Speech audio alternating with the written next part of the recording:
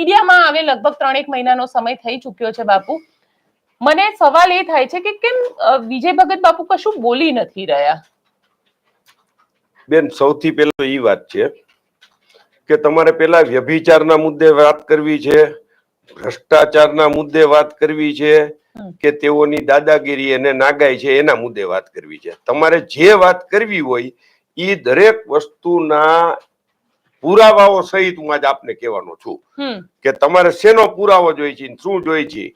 તમારો સવાલ જે છે, તમે એવું કહો છો કે વિજય ભગત બોલતા નથી, તો હવે એનો જવાબ હું કેવી રીતે આપી શકું?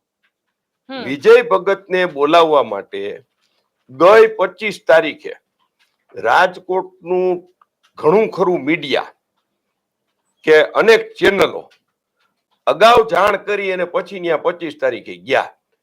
તો 25 તારીખે ઈ બોલ્યા, તમને નથી સંભળાણું.